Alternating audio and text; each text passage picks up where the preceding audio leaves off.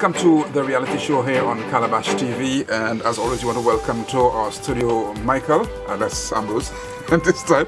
And Michael, how are you doing? I'm doing great.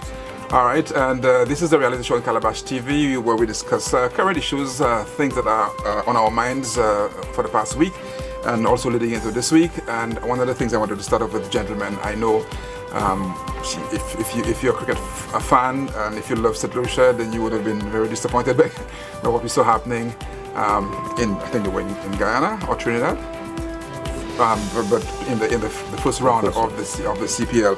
Michael, I don't know if you play cricket, but you think that was a situation we were this close to winning it, and somehow or the other we haven't been able to figure out how to win. But then, of course, you know, back in school, that's where our cricket started. Let's say, in as much as I'm disappointed with the performance of the St. Lucia Stars thus far, I am not totally broken. Let me tell you why. We lost 12-13, huh? Let me tell you why. The match against Trinidad at home, and had you taken a look at the stadium, you'd have seen that place was painted in red. That's cricket. Trinidad playing at home, and we know for a fact Trinidad over the years have had the best team in the CPL. Okay? So let me throw this at you now. They were at home against Andre Russell. Yeah, I know. Yeah. But again, we all know the Master Blaster Andre Russell is. Andre Russell is rated as I think in the top 5 best all-rounders around the world. Yeah, I think he's the number 1 T20 player, I think, at the moment. Well, that goes to show you. My disappointment lies in the second match where you know, against Guyana, which is a match that, I mean, they could have won, they should have won. They should have won the match. And that's what happened, I mean, by losing by 3 runs. You know, it says that the match was a little competitive, but then again, they could have gone over the finish line. And I'm hoping that, of course, by the time they get here, they could pick up the pieces and prove to St. Lucians and the Caribbean at large that St. Lucia Stars really have what it takes to turn the tide, because it's really not good for them. Well, I mean, they don't have much time, and they don't have much choice but to turn this around. Ambrose, I was a little concerned that the St. Lucia Stars don't we don't have any St. Lucians playing in the. Darren Sam is probably the only one we have there, and he didn't play the last match. How concerned are you about this fact that St. Lucian Stars doesn't have any St. Lucians on it? St. Lucian Stars without St. Lucians. It's quite interesting. Johnson Charles, I didn't even realize that he's not in there. I guess it's a franchise. That's what it is. Yeah. So I guess they're doing what they're doing. In reality, our 2 biggest so far has been Johnson Charles and Darren. So I guess if neither of them are really put to the fore, there is really no St. Lucian there. The truth of the matter is, when I look at St. Lucia Stars, Michael says he lives in hope. You know, but I just see a continuation of last year. When I'm looking at the St. Lucia Stars, that's what I see, a continuation of last year. I don't really feel any great confidence. Sometimes I look at the team playing, there seems no energy. I don't know. I don't know how we're gonna get out of it. I mean, there are a few games to go. I don't know. Maybe hopefully when they come to St. Lucia, you know, they have the 5 games in St. Lucia. Maybe something might erupt, and with a bit more home support, they might actually be able to pull one out of the hat. But at the moment, the next match is against Jamaica. Russell. So you know what that is. My goodness. So it's going to be I mean, to be fair, not taking nothing away from Andre. That was an amazing inning, but he was dropped. So, and he took advantage of the drop catch and so on. There's nothing saying that he'll repeat it. We're hoping he does repeat, not against us, but against somebody else. But and he's an amazing cricketer. But it's quite likely that if he doesn't shine on the night, that we might get an opening somewhere, Michael. Yeah, but my thing here is, this is unlike last year when Sammy was blamed for poor captaincy. Of course, we saw what happened towards the ending of the CPL, and even this year. Sammy not playing the second game was to my mind a good thing, because the loss cannot be attributed to a lack of performance by Sammy. The dismal performance of the St. Lucia Stars it's a team thing. And none of them, including the captain, who we all know is a very good T20 player, have been able to shine. All right. So this is why I'm hoping And I honestly believe that the team will come together, will gel. Of course, under new captaincy, we have quite a few new players. Will gel by the time they get here. And I'm one who, knowing the game of cricket, I'm confident that the guys will turn it around. I'm not saying they will win the CPL, but of course they will have some good games. I'm confident. We're hoping that they learn from this poor start and make a difference. The thing that I wanted to quickly look at as well is the fact, I mean, yes, franchise cricket may or may not have solutions on it, but I think our cricket administrators need to have that second string set of players who are, almost fighting for a spot in there. So in case our two bright stars, if they're injured or they're unable to make it, we have like the Kimanis, the John L. Eugene, and we have, young cricketers who can step up immediately to fill that void. But I find it strange. St. Lucians, we keep talking about Sammy and Johnson Charles. We have Kenny Lesporis, who's a very good cricketer. Right. All right. Knowing the cricket that Johnson Charles could play, the franchise allowed Jamaica to take him before, and of course is where you get the best deal. I believe the administration of St. Lucian cricket, we know where it has been for a while, since the great days of Julian Hunt. We have not had really good cricket in St. Lucia. I mean, Julian Charles is my friend, but Julian Charles need to admit that they other than what John Eugene is doing on his own and that twin guy, Alton Crafton, who to my mind is one of the best we have in the Caribbean. Outside of that, there is very little cricketing coaching that takes place in St. Lucia, and I believe it is time for us now, because I mean, when you look at it, we have all those young guys under 15, under 19s that have done so well over the last 2 years. Okay, we need to harness those talents and to ensure that come next year that those guys will form part of the cricketing that's taking place in St. Lucia. But part of the thing, to come to you, Ambrose, is succession, and we discussed it the last time in terms of even Laverne Spencer, who is there to succeed, and we have the same thing with cricket, that we have programs that will have the effective programs that will have players who are ready to burst out on the international scene. So at the moment's notice, they can either get an opportunity to play. So we have players who play for the under 15 or under 19 West Indies team, but we want them to be ever ready to for example, we have the St. Lucia Stars there now, and if Sam isn't playing, there's supposed to be somebody knocking on the door to get in there to play. The same thing with football. I mean, we haven't had great success in football, but then again, it all leads to sports administration and also succession planning in terms of the next generation of sports personalities and administrators, Ambrose. No, I was just saying, I mean, Reddy said it in a song, they don't care about sports at all. Well, it should be we don't care about sports. Well, it's true.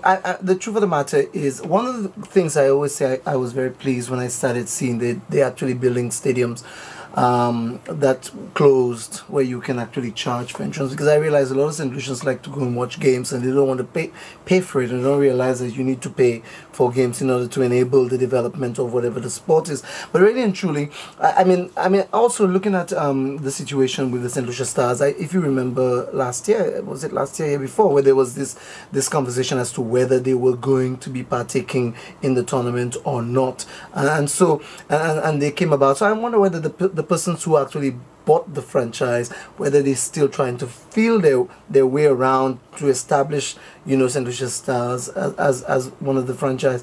But and so hence the reason why maybe they don't have as many, or they're not looking. They're trying to get stars from other places to actually maybe build them up. But so far the method has not been working, because last year they didn't win any games, and this year they've had a dismal beginning. So the truth of the matter is, it would be really good for them, I would imagine, if they can win at least a few more games. I mean, come out at least, maybe if they can win at least 6 games for the rest of the competition, then somebody might begin to look at them and think, because I mean, who would want to put money into something if it's not showing that it is worth the money and the effort? So I don't know, that's not helping, and I think their success can prove good for us, I would imagine, because I mean, look at Darren Sack. army. It is T20 cricket that really helped establish him and actually enabled his financial situation too. So it's really T20 cricket that did that. So in truth, I think not that I don't want them to be successful. I would wish that they would win a few games. I would be very proud to hear St. Lucia Stars win a few more games. But from the way it's looking, I don't know. I don't have any great confidence. But the reason why I said I'm hopeful the guys will do better. If you take a look at the last game, it was a low-scoring match, all right, and losing by 3 runs, it was not a walkover. Okay, Guyana had to literally struggle. Yeah, they were giving towards up the already. end. Towards the end to win the game. I mean that guy that was batting there. If to me, if he was a little more prolific, we could have won that game.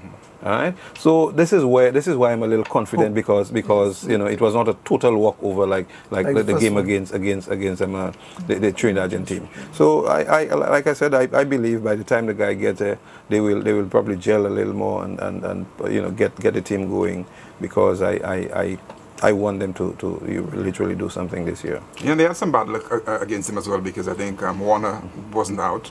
He was given out, and he's one of the more devastating batsmen in the world. So if he hadn't gotten going, then would have had a good start. But that's the game of cricket. You win some and you lose some. And just before we close this segment, I just wanted to again congratulate Laverne Spencer for winning another gold medal for St. Lucia. She's winning, that's her 3rd straight gold medal in this tournament. So she is established in the record books of that particular NACA tournament for winning gold, and she was the only St. Lucian athlete, I understand, at that game. I was actually quite pleased to hear the I think it is Nicole McDonald, I think the press secretary, whatever she is.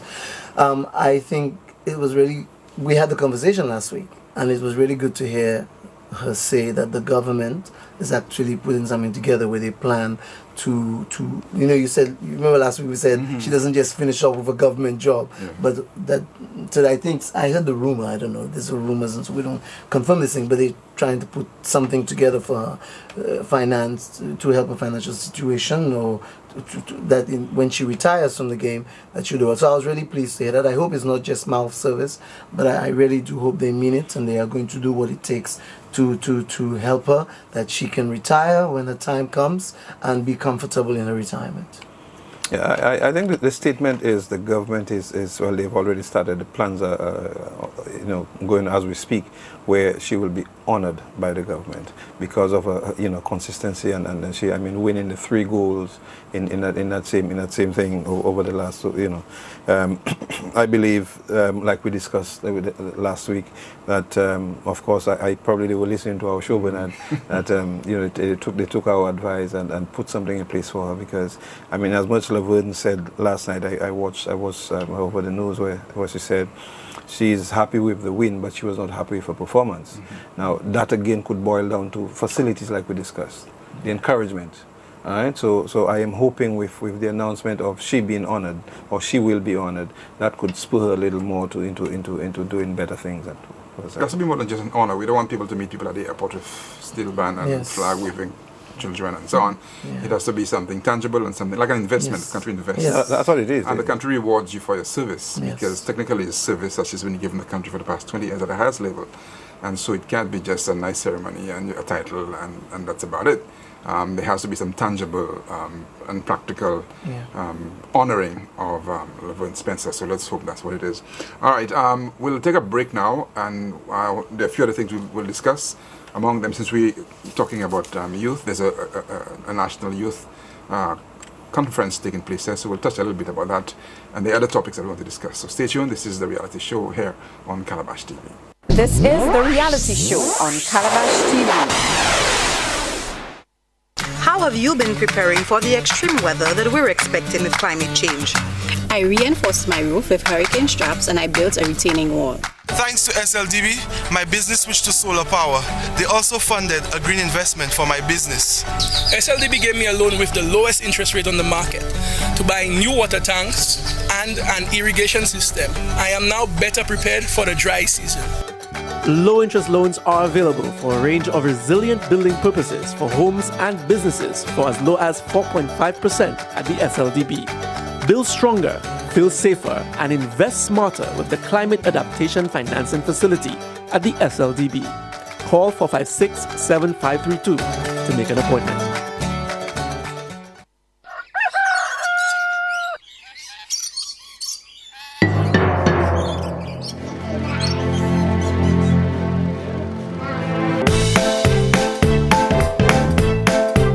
Thanks to technology, we can still enjoy some of life's most important moments. Just sign up to check your balance, manage multiple accounts, and pay your bills online through your bank. Even while doing what matters most. It takes just a few minutes to set up from a computer, tablet, or smartphone. Select My Account, a free, fast, and easy way to view and pay your electricity bills. When a nation dreams big, everything falls into place. My name is Sean Pierre and I attend the Olio Combined School. My name is Sherry Lawrence and I attend the Olio Combined School. My name is Dylan Setters and I attend at the Olio Combined School. Our project is based on the journey to Macambo flower, aka Moko plantain. It's a simple process. You just need to follow the steps. First you remove the peel, then you remove the remains of the peel, then you wash the Macambo, then you slice the Macambo, then you put in to dry for 5 days. Then we gather our materials.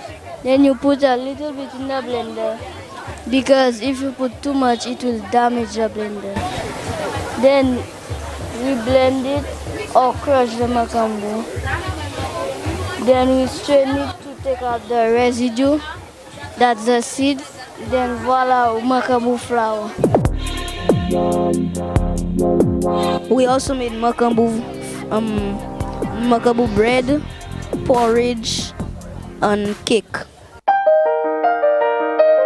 The reason why we went about doing this project is about the debate among the people of Olio as to whether wheat flour is more nutritious than white flour or white flour more nutritious than wheat flour.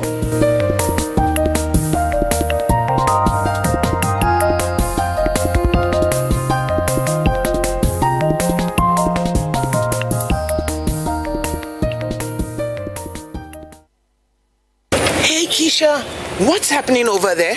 I'm not sure, but it looks like something big. Really? In observance of its 26th anniversary, Fix is offering new and existing customers the Jumbo Mortgage Finance Package, a package which gives customers the power to get additional financing to better their lives with several bonus options. A built-in savings plan, repayment 2 months after disbursement, and a mortgage payment holiday too. What I'm hearing is that you can get any kind of loan as long as you can mortgage any property as security. Wow, then that's jumbo. Indeed. The JMF package comes with 100% financing on land and house loans, attractive interest rates, debt consolidation, and much more. Get the all-new Jumbo Mortgage Finance at Fix. Terms and conditions apply. Fix, a company you can trust. Say it like you mean it. My name is Jessica Alexander. I am the owner and founder of Sanu St. Lucia and the person behind the concept of Island Boxes, which will be St. Lucia's first subscription gift box service. What it is that I started 5 years ago by creating care packages and gift packages, sourcing only St. Lucian made products. And I've evolved over the past 5 years to now bring St. Lucians the option of being able to get a curated gift concept where they are using exclusively St. Lucian made products, because I've realized over the years there are so many amazing businesses that are coming on board and making some really worthwhile and high quality products and as well as services. So I have decided to go this route because I've recognized that in the US the subscription gift box is very on trend, and I'm giving locals this opportunity to kind of take the guesswork out of gift giving and also making sure that we're supporting our local businesses.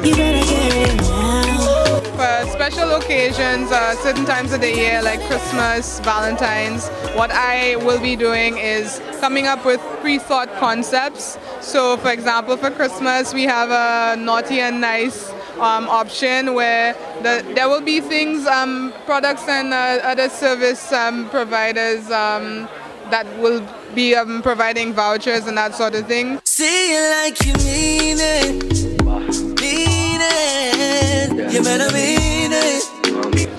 The custom build-a-box option starts off from 50 EC, which would have like a certain list of products that persons can choose from to fall into that price range, but it can go up to as much as a person is willing to spend. So I can be found on Facebook, Instagram, as well as I'm available, you can reach me via WhatsApp at 519-8870, or you can reach me via email at sanustlucia@gmail.com or info@sanustlucia@gmail.com. My time is running out.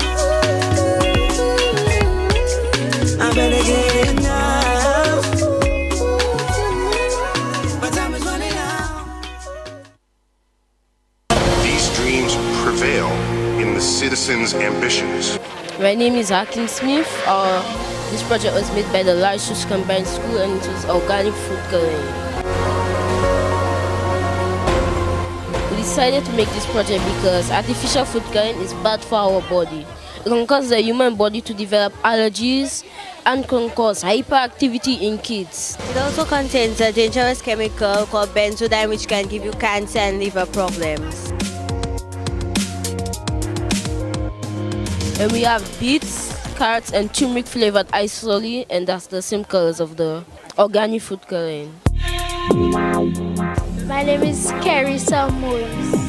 The beets food coloring is pink when added with milk. The turmeric color when added to milk is bright yellow, and the carrot when it's added to milk it gives a creamy color. And we would like to encourage all St. Lucians to start using organic food coloring instead of artificial food coloring.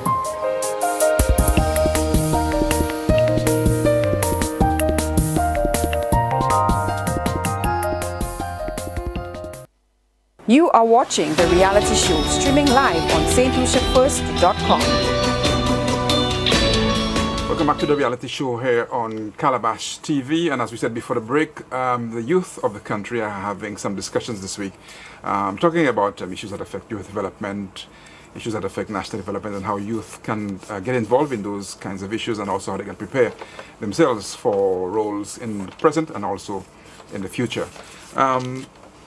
Michael, we know that the National Youth Council has been reorganized. There's a few things happening. There's quite a bit of energy in youth circles, but even as we were discussing this, I get the impression that there wasn't much of a national awareness that the youth are having such a big conference in St. Lucia. I suppose we need a little more attention, a little more focus on youth and youth issues. But I've always had an issue with especially the National Youth Council. Events like that, to me, they're a little too sporadic. You'll hear of this event now, and until when again? When of course there is elections, national elections to the National Youth Council, you will hear all sorts of promises from persons vying for various positions, and once they get there, you don't hear much from them, until, I believe, back in the days of Mario Michels and those persons on the National Council, a lot more was happening. But our youth now, there's a lack of direction. There is a lack of persons they could emulate, persons they would want to fashion themselves after. And I think the National Youth Council will do well. Of course, I must congratulate them for putting this together, but they need to understand that this is not it. It needs to be an ongoing thing, because for too long now, our youth have been falling on the wayside. They're the ones that are involved in all the, name it out there, the ills out there. And you don't hear much from the National Youth Council except when it suits whoever the person is. So I want to commend them for putting that together, but it is really, really not enough. They need to do a lot more to change the perception of the youth. Ambrose, what do you think should be the key issue that should be dominating a youth conference at this time? Well, I'll be honest with you. I could start by saying I am a child of the National Youth Council. And when I was a a teenager, I used to be a member of the National Youth Council under Mario Michel at that time as president. And I remember the National Youth Council in my time was a very active organization.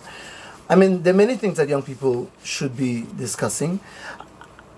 You cannot avoid it. The truth of the matter is the National Youth Council has to be political to some degree because it discusses matters that relates to youth. And in effect, you cannot have youth matters being discussed without looking at the political climate within a nation to some degree. And there are other things too. Obviously, you need to discuss things that relates to helping young people. I mean, crime and what I call, the willy lie that goes on. Young people having no sense of direction to some degree. The National Youth Council is an important organization to help give some kind of stature to to youth in the country. What I will say, for the last 2-3 years, I have kind of been complaining about the National Youth Council because I have found them not as active as they need to be. Now, I remember when Ajani was president, there was a lot of activity. There were some persons who used to accuse, but I've spoken to that young man. I admire him so much. Although there are persons who would say that, these were some of the persons who put in place to hijack the National Youth Council and almost make it a political arm of something. When I make reference to political, I don't want to use the general term as in party political, but it is a political organization that the youth need to partake in the political life of the nation. The National Youth Council, as far as I'm concerned now, I find them very silent on so many things, national things that affects youth. You have very little of their voice, and so for me, I think there's a lot of work that needs to be done. I think in 2016 they were very active. I could think about 2015-16. I could remember the thing that's happening at South Louis when the last government were considering the idea of raising of fees and things like that. They were very active. The National Youth Council was actually part of the group that actually did the protest. This year, this has transpired. I have not heard them. I have not even heard. I don't know. Maybe I'm missing the TV spot where they've said something, but I've heard nothing from the National Youth Council with the matter of South Louis Community College and things like that. So as far as I'm concerned, they're very inactive, and that is not the National Youth Council that I remember when I was a young man. We used to have groups in just about every community that actually were representative of the National Youth Council. Well, they've been reorganized and they've been trying to find their footing after a period of dormancy. So generally as well, it's difficult in St. Lucia to get support for other things. You organize something and you call for volunteers, you call for people to come. So they have their own, that set of challenges as well. But you're right, if you're forming an organization, you need to get involved. Now, in terms of, I know you mentioned political, but I'd rather think that I want them to be involved in national issues, which is the National Youth Council, get involved in national issues. So, and national issues are not just making statements about things going on. It could be trying to organize for students who are not doing so well. We discussed the common entrance thing, organizing, among themselves, classes and so on, doing things that can help advance youth, organizing sports competitions, to make sure that students are healthy and so on. So it's not just making statements. I'll be more impressed if they're physically getting youth organized and getting youth to do meaningful things and not even making statements on national issues, because a statement will just get you some attention, but does it resolve anything? We've seen in our political system that people make a lot of statements and then nothing changes. So I'd rather see them doing things that will help youth with the education, help youth with the health, help youth volunteer more in the community, get more involved in environmental issues and so on. That's how I see the Youth Council getting involved. I'm not so concerned about them making statements, but they have to get involved in those issues as well. So I'm not saying that they should stay away from it, but I want to see the balance where you do a lot of things on the ground, and when the time comes for you to make a statement, because ultimately everything that happens in the political situation now, they get to inherit it. Yeah, so they will have to deal with it at some point in time. Exactly. So that's just how I saw it. They are the future. Yeah. I want to agree with both of you all, except to say that I think whereas the National Council needs to encourage the youth to get involved in the political process, but I think the organization itself should remain apolitical, because if we were to politicize organizations like that, you know what the effects will be, and I believe that we need to encourage our youth to get involved in the political process from very early, like now, but the organization should remain as neutral as possible, because what it can do is, of course, create issues. You remember back in the days of the Mario Michels, there were issues, clashes with the government, and where the National Youth Council was seen as an arm of the Central Labour Party. That I think we've gone past that era, and I would not like to see that anymore. That the National Youth Council is seen as a body that is there to help the youth of the country, and not necessarily people emanating from one party or another. No. When I say political, don't get me wrong. I'm not making reference to party political. That's not at all. The life of a country, really, whether you like it or not, political issues arise on a daily basis, and national issues are. People don't like to say it, but the fact remains that national issues are political issues. And so when I make reference to them, obviously I don't want the National Youth Council to be a Labour or UWP organization. As a matter of fact, there was that accusation towards Ajani when he was president. They because of whom his father is. They naturally reference that he was taking the National Youth Council in the direction. National Youth Council or Students' Council? Students. No, students. No, he's students. Is Johnny LeBron? Yeah. But the linkage. Yeah, they're linked. Right. I think he's on the executive probably. He was on the executive. So but effectively what I said, I don't mean political as in party political, and let's just clear that. Obviously, we don't want the National Youth Council to be set on a national stage to be political in a sense of party political. Obviously, we want them to be apolitical, as Michael says. But I really would like to hear their voice. And I agree with you, Bernard, I don't have an issue with, when I say with them having a voice, it's really and truly, for me now, it's like there was a time when the National Youth Council was an organization that people really looked forward to hear what they have to say. Obviously, on top of saying what you have to say, you have to do also. And you have to partake in activities, to enable the development of young people. And I agree to that most totally. Yeah, because statements are statements. Politicians make statements, and then they get in power and they don't do anything. But they make very fine sounding statements. And I'm more interested in your track record, what you're getting done on the ground quietly, as opposed to the noise that you're making, because we know that happens. But I do agree that, and I try to encourage people to get involved in political parties. I know the parties probably have a bad name, and if people know you're associating with a party, they see you differently. But to me, the only way we can improve our politics is if people get involved in the parties and make a difference. Absolutely. Because if you don't, then the parties get hijacked by a few people with their own personal objectives, and they run away with it. But if everybody, just the same way as sports, I tell people you have to get involved in sports organizations. If you don't, it's just the executive that makes decisions, and they run away with the organization.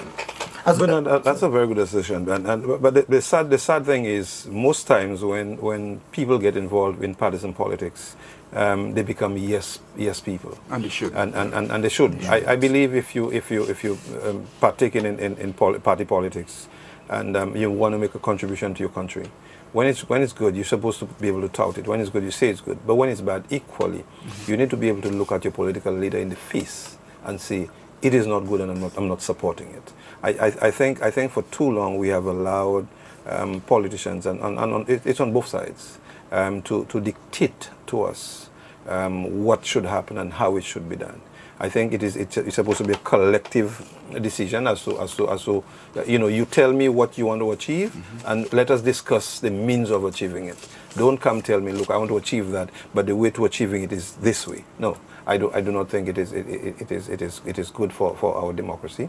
But I strongly support you on our youth and people, of course, partaking in partisan politics, but do not go there to be a yes person. I was going to say, you just made a statement there, Bernard. I have been telling people that they think I'm crazy. I tell all my friends, a whole group of us, let's get together. Who wants to be UWP? Be UWP. Who wants to be SLP? Be SLP, right? We all go and we join the political parties. Because a lot of people do not realize, by convention, 300 people in this country decides who becomes prime minister in this country. Now, I know people say, oh, we have how many thousands of people going out to vote? Last election, 47,000 and 36,000. People talk about thousands and thousands. But in truth, it is just 300, just a little under 300 people who decides who the Prime Minister of this country is. So if you really want to effect change, you're not going to effect change by simply voting. You must vote. It's necessary. But you are going to really effect change by joining a political party and making sure that when you join that party, that you have the standards and you are going to push for the standards that you think that the politicians ought to live by. And I agree. Encourage the youth to join political parties. But I don't just speak for youth. I want everybody to join a political party and then effect change as necessary. But before we close that topic, there is a misconception in St. Lucia that I think we need to change. The party's political leader don't necessarily have to be Prime Minister. That's why I said by convention. No, it's still not by convention. You become Prime Minister after an election, and majority of the elected parliamentarians on your side have decided, look, they will fully support at you as Prime Minister. As we speak now, okay, any 7 of the sitting parliamentarians or 6 on the UWP side could write to the Governor General and indicate that they no longer support Honorable Alan Chasney as Prime Minister, and they throw in the support at Gail Rigobert's, if we were to just use a name. And if the Governor General acts as a Governor General and not send a little soupçon to the Prime Minister to ask to dissolve the House, that person will become Prime Minister. You, like I said, you serve as Prime Minister at the behest of majority support from your side. Yeah, and don't get me wrong, I understand the law as to how the manner in which these things happen. I understand the Constitution, but in reality, most times, I have never heard of a situation, I don't know, maybe you are into political history a lot longer than I am. I have never known a situation where a political leader, a party leader, if his party won the election, did not become the Prime Minister. 1781. No, but hold on. You're making reference to who? 1791? Yeah. The Labour Party, when they won the election? Mm-hmm. But hold a minute. But I'm saying, but generally, this is our first election as a country. This is our independence election, effectively. And I know there was the troubles in the House and things like that. But from that moment on, since 1982, the political leader has always been, as far as I know, has always become, if his party has won, has become the Prime Minister. I think the last 2016, I think Alan Chasney is the last person I know of who was actually party leader that was not opposition leader. Normally, but he was a leader of the UWP, but not opposition. Right, and he didn't have a seat also, which was interesting, which means that he could not even sit in the House. Amongst the 17. But what I'm saying effectively, I understand what you're saying, totally agree that there's a constitution and the means by which persons actually become. But generally, it is the leader of the party, if his party wins the election, who becomes Prime Minister. That's convention. We almost had another scenario like this in 2007. The letter was literally stopped halfway. The letter was prepared and it was en route to the Governor General. Even after, when Sir John took ill, when he nominated Stevenson King to succeed him, there were operatives from within the party, parliamentarians who believed that Stevenson King should not have been, and the letter was literally almost en route to the Governor General, and when it was stopped. I remember that, yes. I remember hearing of that. All right, so there's still our democracy is working for the time being. But very quickly, I wanted to make a very, very quick comment about the youth in terms of involvement. And one of the things I'd like to see is the youth, and not just the youth, but most sectors of society, even the business sector, the creative industries and so on, that each sector produces its own manifesto in a sense and present it to all the parties and say, listen, this is what we want, and how do you deliver on those promises, and who can best deliver it's almost like a job interview. So on. So I'm hoping that at some point in time we can see the Youth Council having their own manifesto, presenting it, because normally you'll get a manifesto from a party like a week before the elections, and you don't get a chance to scrutinize it. And sometimes just 2 or 3 persons prepare the manifesto, and so it doesn't even have much party involvement in it. But in all fairness to the youth, being involved in the politics of the country for a number of years, both parties have engaged the youth, but it's to what extent? They will do that, just meet with them just to show, show support, and what is it you'd like to see in the manifesto, and blah, blah, blah, and meet with them. And as soon as they walk out of that meeting room, whatever proposals by the youth is thrown on the table. So in as much as they sit with them, they do not... No, there's consultation. They do not add they come to you, they visit your community, and they speak to you, and so on. But I'm saying we have to be proactive as a people, and say, this is what we want you to deliver first. We want you to focus, for example, the youth would say, we want you to find more scholarships for us to go and study. We shouldn't have to be taking loans and stressing ourselves when we come back. I mean, Taiwan is giving us scholarships. Cuba giving us scholarships. So what is my country giving to us? Find the resources somewhere, put a tax on something and give us scholarships to educate your people. So I'm saying the youth have to get proactive in terms of saying what you need and then letting politicians discuss how they're going to fulfill your... But very quickly, since we talk about elections, and I want, before we close this section, again, we had discussions on the mayor in Castries and so on, and it crossed my mind that we really need to start looking at local government elections to take care of some of those issues. We have elections to, elect persons who will come and serve the community. Very quick comments on it before we move to the next segment. Michael? But this is a problem I continue to have with politicians and those in authority. Don't tell me that you've employed me to do a job, okay? But you want to turn and tell me who I should employ to do that job with me. Tell me what you want to achieve. Tell me what you'd like to see. Let me find the means, the personnel to do it. I believe that whole brouhaha, if it is true, between the minister, Fortuna Belrose, and the mayor, Francis. If it is true, I want to see that. I think it was uncalled for. I do not think it is the job of the minister to tell an administrator, somebody who heads, let's say a department of government like this, to tell that person who the chief executive officer ought to be. Of course, you could, if you have a nominee, you could forward that nominee to the person. But at the end of the day, I think that's supposed to stay with the person who heads that organization as to who he or she finds fitting to head or to be employed to run that department. Ambrose, didn't we have a similar situation with the National Utilities Regulatory Commission and Mr. Stevenson King in terms of the NURC wanting somebody else or approving somebody else, and then the minister had some objections to it? I mean, I know the ministers have certain powers and certain responsibilities to get certain things done, but sometimes you want them to allow people to get their work done as well. Well, I mean, it's political in the partisan way. I would say this situation, because in truth, I mean, Ms. Belrose have an idea. She wanted Claudia Francis to, and she happens to also be the one who's supposedly heading the audit on the Castries City Council. So, and obviously the mayor have his ideas on what he wants to do, and people are positioning themselves. I mean, in truth, we just had an election in 2016, but in reality, when you blink in the next year and a half, everybody is going to be getting into election mode.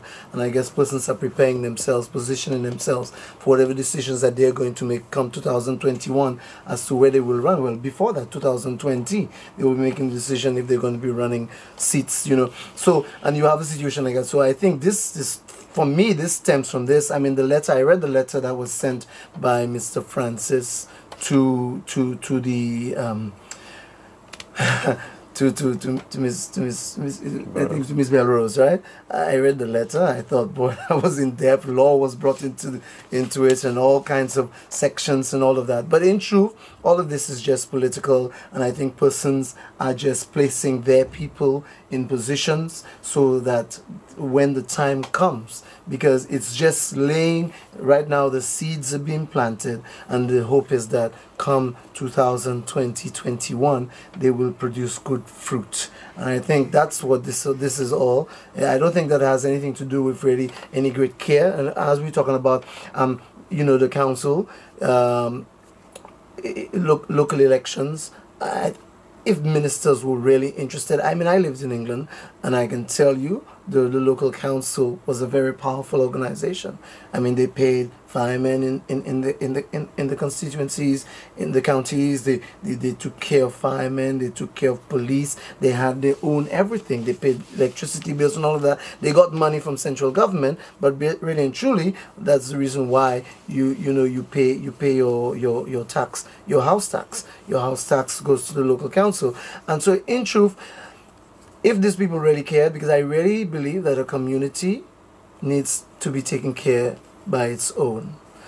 There's no way that a minister sitting I mean, yes, the minister represents the constituency, I agree. And so you need somebody who is who is within your community to some degree. They have a better idea of what's happening with you. But there's nothing wrong in wanting to have a council that actually takes charge of community development, where there's proper elections, where persons in the community are engaged in the appointment of these people. Presently, as far as I'm concerned, what's happening? This is a farce. It's just political appointments within councils. That's what's happening. Nobody really in the council, half of these people, nobody knows who half of these people are. Some of these people are not even probably qualified. They don't present themselves to the community that they're supposedly serving. Sometimes the community doesn't even know that these people are the ones who are serving them. It's all political, and that needs to change. And I heard some lip service was being given by, I think it was Ms. Belrose. I think she was the one making reference to looking to have proper elections for councillors and things like that. But in truth, that's just lip service. In truth, it would be really good if we can have a situation where local councils were elected by persons within the various communities that they serve. Well, strange enough, both administrations have given lip service to. Over the years, we've always heard, even during the campaign platform, part of the campaign platform is local elections. They've always spoken about it. But what comes after? All right. Having said that, I think in my lifetime, this council seems to be the most proactive council they've had. CCC. This one, yes, Castro City Council.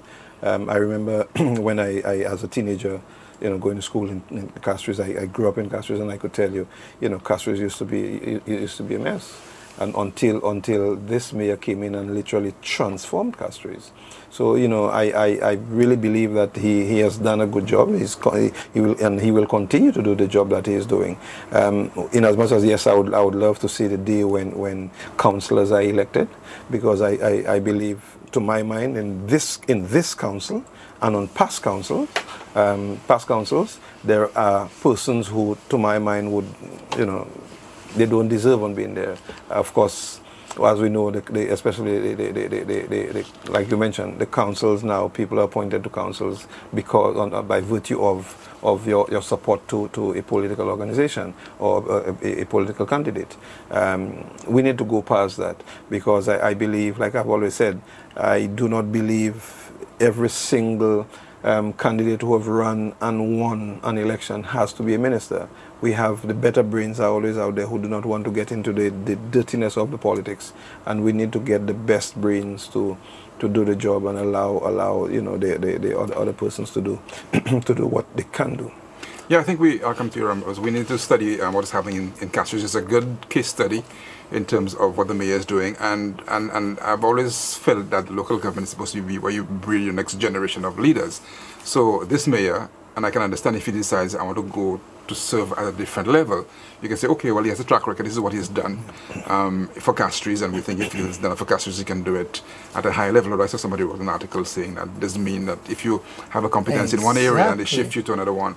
But currently what we have is not ideal in terms of just picking up somebody, 20 people pick somebody and they win by 20 votes and then they become a minister.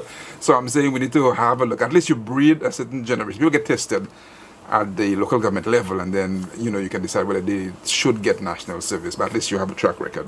But I was going to say, is it? I mean, yes, I'm not going to say that the mayor has not been doing a good job. Upward mobility, that's how I look at it. I mean, I think other mayors before him, I'm not necessarily saying that other mayors have not themselves done good work also. I mean, at the end of the day, because like, for example, like people see all these little garbage things all over Castries, and but I remember the days when garbage and bins were put all over Castries at one time. There used to be this lovely little beautiful this round from the Japanese, I think it came from. So the mayor is not doing anything that other mayors, as far as I'm concerned, have not done before. Here's what I'm saying. I'm not saying that means he's a bad mayor. I'm just saying other mayors have, as far as I'm concerned, I know other mayors who have done good work. My only thing about it is the difference for me with this mayor is what is his incentive? Like you said, is it that he might desire to have a different position in the next 2-3 years? So he might be thinking of going up for the Castries Central seat. So he has good reason to present his best foot forward. But in truth, does that mean that after 2021, if he were to go up and let's say he was elected, would he still, as a representative, present himself in such a way? But so I'm not saying he's doing a bad job. I'm not saying it's a bad job. There are many people who will question some of the things that he's doing things and advertisements and things that has to be done, which has to be changed legislatively, and they think that the process is not necessarily the right process. But I would say that as a mayor, I applaud him as to him being a representative. That's a different matter. Let me see here. I mean, knowing Peterson Francis, I mean, again, growing up in Castries, Peterson Francis has always been a people's person. He's always been a Castries person.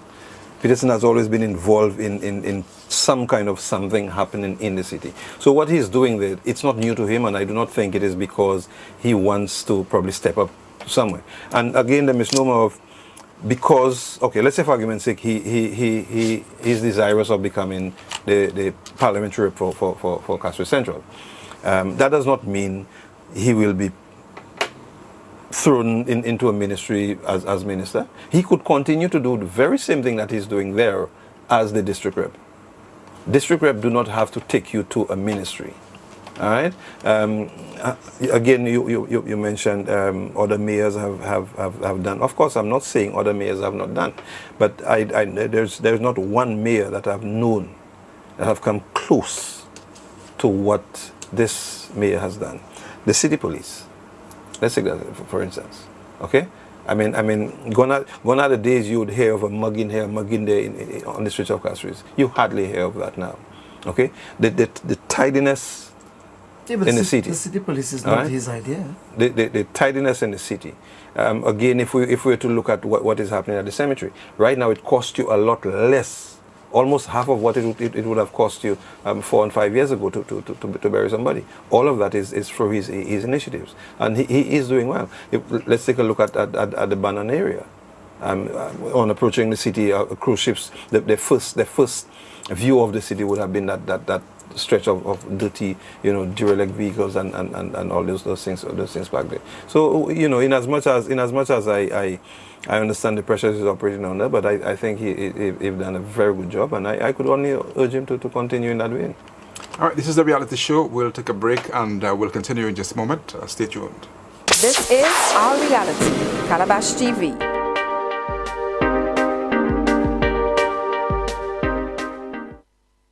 Every new start, oh yeah, to help you succeed.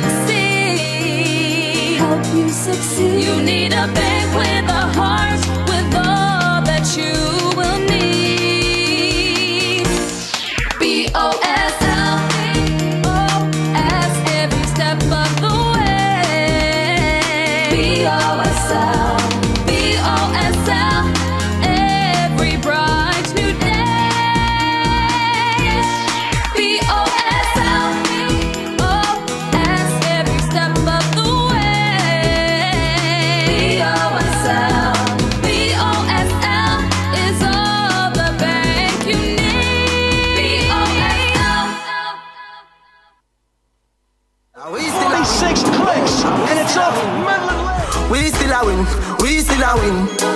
We still a win. Them girl keep the black thing shining. We still a win. It's incredible. You couldn't write a script like this. We still a win. Are we still a win? Them you know say a worldwide thing. Hear me?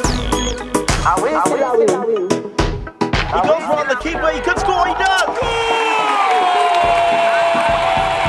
Right now. Are we still a win? Are we still a win? Are we still a win? You know say a worldwide thing. Them a pray for me. Na. Trophy Center Plus. Telephone 452-4151.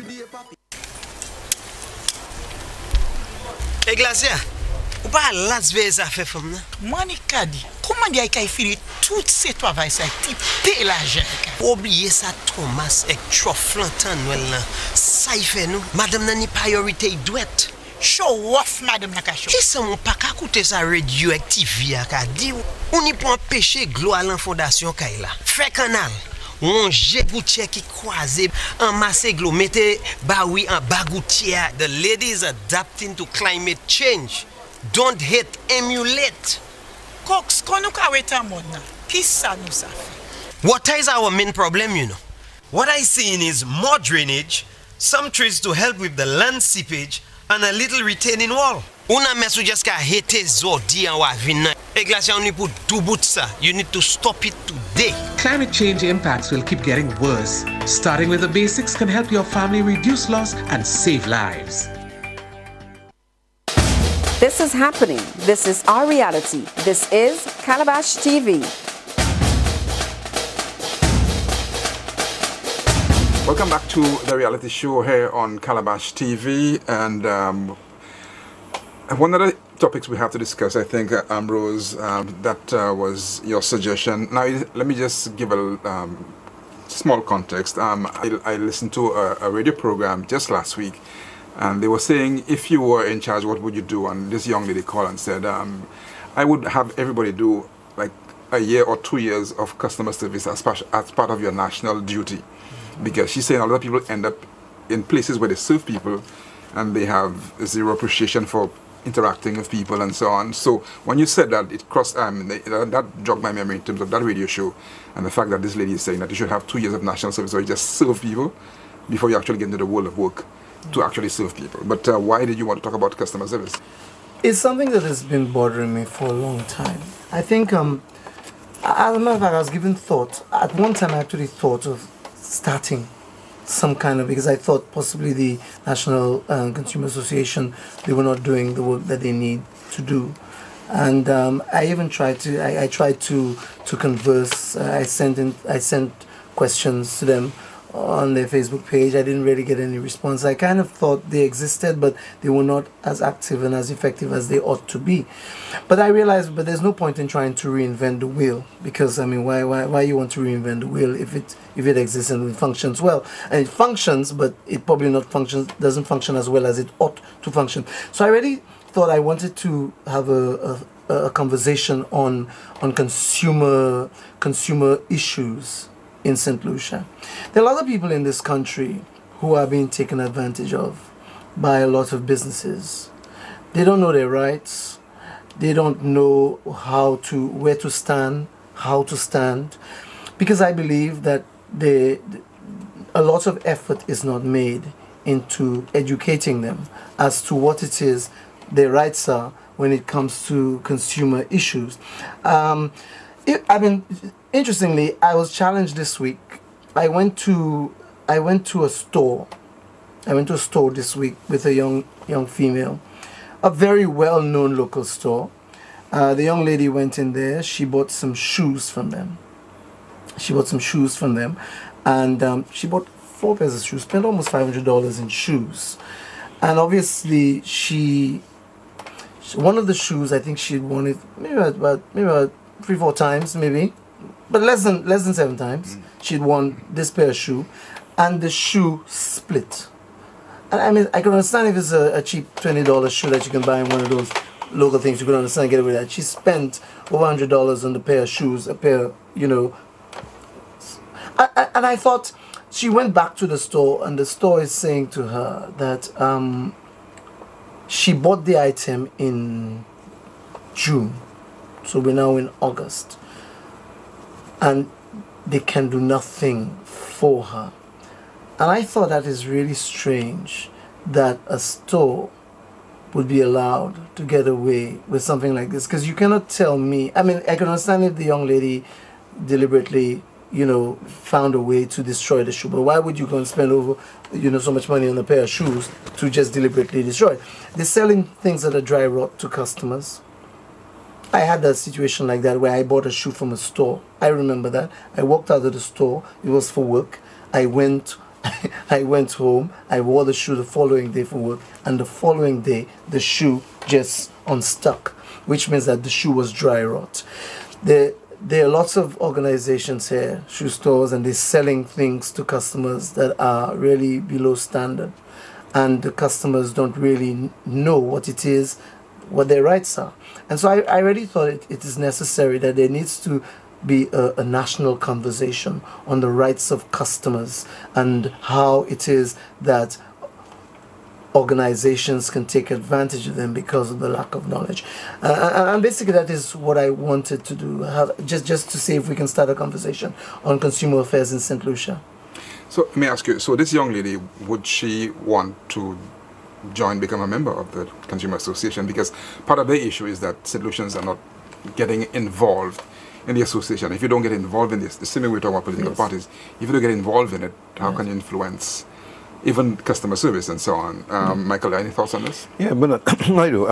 Again, whilst I sympathize with the young lady for, I'm paying so much for a shoe, and that shoe was became totally useless to her within. No, it wouldn't be within days. It would be, after wearing it for just 3 or 4 times. But of course, as time elapsed, you will hardly ever find a store where you purchase something, and after almost 3 months, go back there to say, look, I bought that 2.5, 3 months ago, and was the condition reason I have not worn it. I mean, there was what you call a warranty period on everything you purchase. There are, I mean, I bought something from a particular shoe store up Rodney Bay some time ago, and within I think it was after 2 weeks, all leather. It was all leather, because I buy nothing but leather. I saw what was happening. I took it back to the store, and they gladly gave me another pair. Like I said, it was not a month or 2 months, but it was about after about 2 weeks. I think first and foremost it has to do with your approach. It has to do with the general condition of the item, because if you take the item back to the store and the item itself look all beaten up, you didn't keep it in a manner that is. But I'm sure if the item was looking still probably almost spanking new, and the approach, I'm sure probably they may not have given a new item. They probably could have offer a discount. But there's a warranty period on majority items, and we need to let me ask understand you, that. So did she go to the National Consumer Association? Well, that's the thing. So, I mean, she really needs to. That is what got me thinking that I really need to get involved with the National Consumer Association. I also want to start reading. I want to start studying the legislation. As a matter of fact, I intended to call Mr. Sentil and really get him to give me a heads up, because there obviously are laws in this country. The store told me, I don't know if that is true. The store told me that they have a rule that after 30 days, they will not change any item for you. That's what the store told me. Now here's the interesting thing. So what if I bought a pair of shoes today? I didn't wait for 30 days. And then after 30 days, I wore it on the first day. And because it was dry rot, it actually split, right? I cannot bring it back according to your rules because it's now 30 days. But no provision is being made that you sold me what is a defective commodity. Because truly, as I say, like England, that's why I love the British, the government do take care of their citizens. To me, you cannot tell me that I am now to be blamed because you sold me a defective item at cost. I mean, you sold it to me at a high cost. You sell me a pair of shoes for over $100, and then I don't wear it for 30 days, but I wear it on day 31, and then it splits because it's dry rot, and you're telling me that you're not going to change it for me. Ambrose, that's across the board. If you watch the television ads, when you whether in US or the UK, they will tell you whatever the item is, computer, whatever, you have 30 days to return. If in the UK, if you're not happy. I can tell you the store. Hold on. I order parts online all the time. I order whether it's clothing, shoes online, and they will tell you have a 30-day period in which to inform them if the item is defective or to return the item, or they will tell you whether, once you inform them, they will tell you whether to return the item or keep it, and they will forward you another one. So again, like I said earlier, there is a warranty period or a return time period on everything. In the UK, as from my personal experience, I buy an item, once I have my receipt, if they sold me an item and that the item is defective, because it doesn't mean because I buy a shoe today, I have to wear it today. I used to have a lot of shoes. I mean, shoes was my thing. I have shoes in my house that I used to buy just to display. Special edition Adidas. I used to buy it. Now, does it mean that I mean, obviously I'm not going to keep a shoe for 5 years and after 5 years I'm going to bring it back for you and tell you the shoe's defective. But I remember my camera. I remember I bought a camera from Argos. I could never forget that. I bought a camera from Argos. I used the camera, and after about 9 months, when something happened, the shutter wouldn't close. I don't know why. I brought it back to Argos.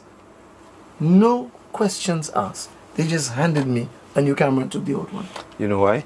Because I'm sure from the manufacturer there is that warranty period. But on items like shoes, clothing, I mean, why would I walk into a store, purchase a pair of shoes, and leave it home for 30 days without wearing it? Within that 30 days, a lot could happen. I did. I have about 40 pairs of shoes. If you walk into a store and you buy something leather, leather, it takes years before it gets to that point. But majority of the shoes that have been sold in St. Lucia, the Chinese-made thing and soft thing, based on the environment it is in, it will just crumple up on you. And that's the sad thing, because it was not a Chinese store. It doesn't have to be a Chinese store. It was actually a quite well-known local store. Not a Chinese store. But the majority of the items that have been sold in St. Lucia comes from China. And I mean, I have... Just recently, I was in the US. I bought 2 pairs of slippers. Well, it's sandals, sorry, and it says genuine leather, genuine leather. And lo and behold, after I wore that for a couple of times, and I'm seeing it's man-made stuff out of China. No, but for me, generally the thing is, I'll be honest with you, I just felt.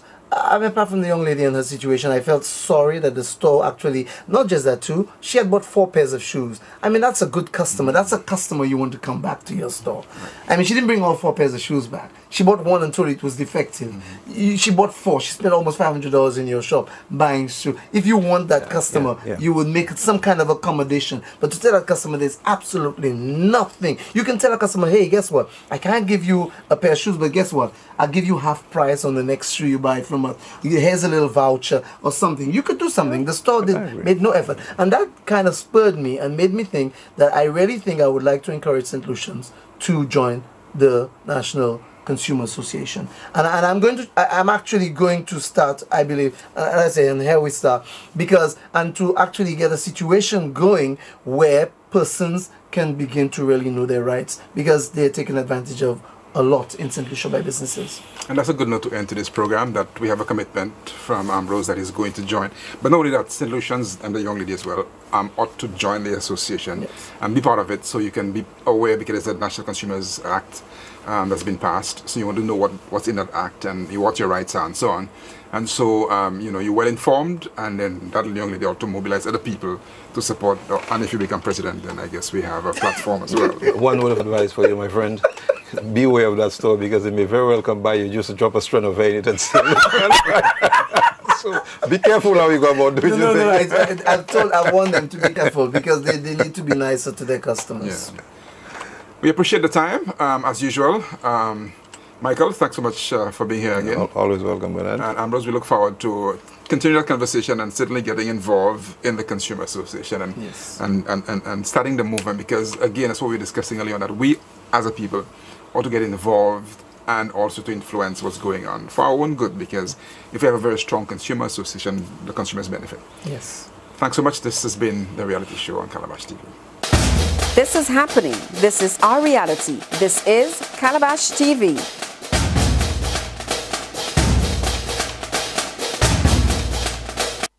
Audacious visions have the power to alter mind states, to change assumptions about what is possible. My name is Paige Mason.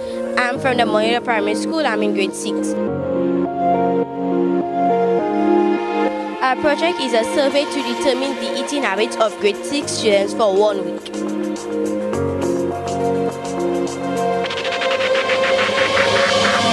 Our procedure is every day for 1 week, a student will write a written report or mental report, and they will give it to a science student to write it down and make it into a table like here and into a bar graph like here.